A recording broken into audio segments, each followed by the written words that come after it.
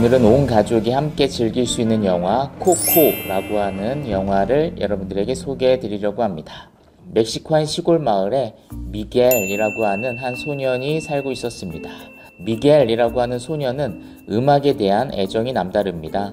음악을 연주하고 노래하는 뮤지션의 꿈을 꾸는 그런 소년인 것이죠. 하지만 가족들은 어떤 이유 때문인지 그의 꿈을 굉장히 심하게 반대를 합니다. 미겔이 조금이라도 음악과 가까이 있는 그런 상황이라도 놓이면 어디선가 할머니가 갑자기 등장해서 미겔이 음악과 가까이 하지 못하도록 원천 차단을 하는 것이죠. 할머니를 비롯한 가족들은 미겔에게 음악은 안 돼 라고 하는 말을 마치 가훈처럼 수없이 반복을 합니다. 그런 억압적인 상황 속에서 미겔은 몰래 음악인의 꿈을 조금씩 키워나가게 됩니다. 그런데 도대체 왜 가족들은 미겔이 음악인의 꿈을 꾸는 걸 그토록 심하게 반대를 하는 것일까요? 사실 이 사연을 이해하기 위해서는 과거로 계속 거슬러 올라가야 하는데 미겔의 할머니의 할머니까지 과거로 올라가야 이 가족의 사연을 우리가 이해할 수 있습니다. 미겔의 할머니의 할머니인 코코가 태어났을 때 그의 아버지는 뮤지션이었습니다.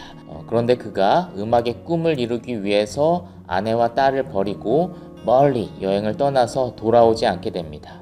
그래서 아내와 딸은 그 사건으로 인해서 큰 상처를 입게 되었고 가족 중에 누군가 음악과 조금이라도 가까워지려고 하면은 이제 원천 차단을 하고 음악을 못하게 만드는 것이죠. 그래서 이 가문은 음악을 멀리하고 신발을 만드는 일을 대대로 하고 있는 그런 가문입니다. 그러한 가문 속에서 음악에 대한 열정이 남다른 미겔이 태어난 것이죠. 그러다 보니 미겔과 가족 사이에 굉장히 큰 갈등이 벌어지게 됩니다. 그러던 어느 날 멕시코에서 매년 열리는 멕시코의 큰 축제의 날인 죽은 자들의 날에 노래 대회가 열린다는 것을 미겔이 알게 됩니다. 그래서 미겔은 가족 몰래 그 대회를 준비하게 되죠.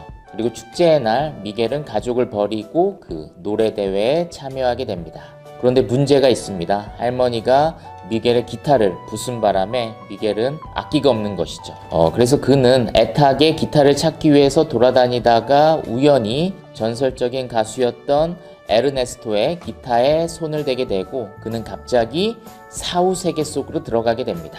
그래서 미겔이 사후세계 속으로 갑자기 들어가는 이 지점이 이 영화의 독창적인 스토리텔링을 보여주는 그런 포인트라고 볼 수가 있겠습니다. 전혀 예상치 못했던 그런 이야기로 전개가 되는 것이죠. 그래서 이 영화는 흔히 꿈을 이루어가는 과정을 다룬 많은 영화들과는 다른 스토리텔링 구조를 보여주게 됩니다. 이 영화 속 사후세계에서 가장 중요한 키워드가 뭐냐면 바로 기억이라고 하는 모티프입니다.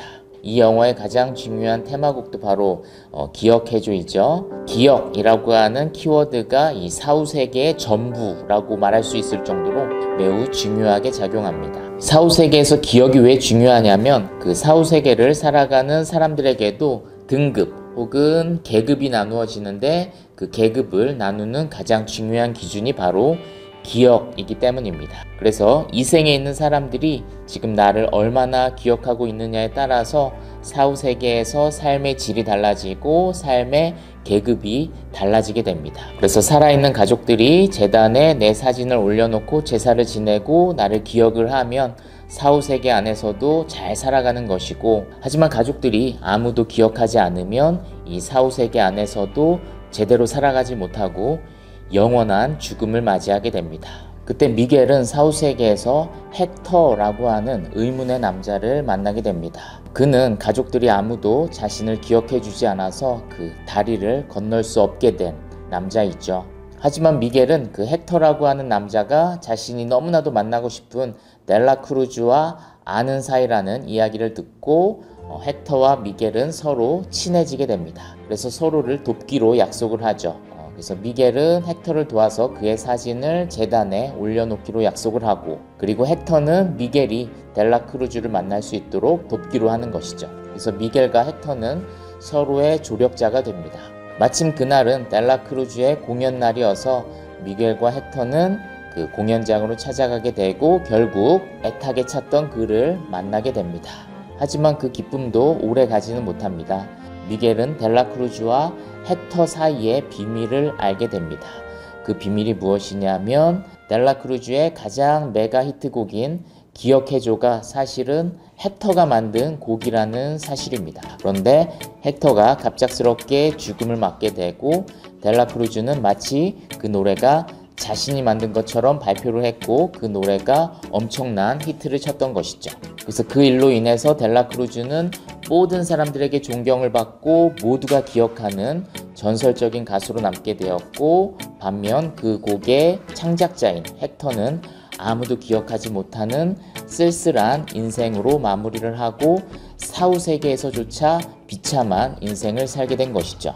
그래서 이 비밀이 밝혀지는 부분이 이 영화의 첫 번째 반전이고, 그리고 얼마 지나서 또 하나의 비밀이 밝혀지는데 그것은 워낙 중요한 반전이기 때문에 지금 말씀드릴 수는 없고 여러분들이 직접 영화를 통해서 그 비밀을 확인할 수 있으면 좋겠습니다. 어쨌든 델라크루즈와 헥터 사이의 첫 번째 비밀이 밝혀지는 그런 상황만 보아도 델라크루즈가 자신의 꿈을 이루기 위해서 얼마나 잔혹한 행동을 했는지, 얼마나 이기적이었고 잔인한 사람이었는지를 우리에게 보여줍니다. 그래서 이 영화는 단순하게 한 소년이 꿈을 이루어가는 과정을 보여주는 것이 아니라 그 꿈 이면의 어두운 측면까지 보여줌으로써 우리가 막연하게 동경했던 그 성공이라고 하는 환상을 깨어버리고 뒤틀어버리는 것이죠. 바로 그 지점이 이 영화를 더 특별하게 만드는 지점이라고 볼 수가 있겠습니다.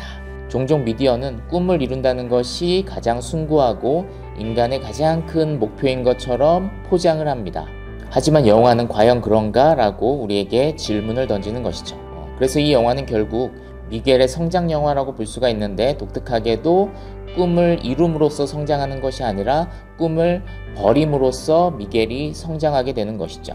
그래서 이 영화는 두 가치관의 충돌을 통해서 영화의 주제를 더 명확하게 드러내는데, 델라크루즈는 가족을 버리고 꿈을 찾아서 떠나는 사람이죠. 코코의 가문은 꿈보다는 가족을 지키는 것을 더 소중하게 여기는 사람들이죠. 그래서 이 두 가치관의 충돌을 보여줌으로써 우리에게 꿈을 이루는 것이 중요한가 아니면 가족을 지키는 것이 중요한가 라는 질문을 우리에게 던진다고 볼 수가 있겠습니다.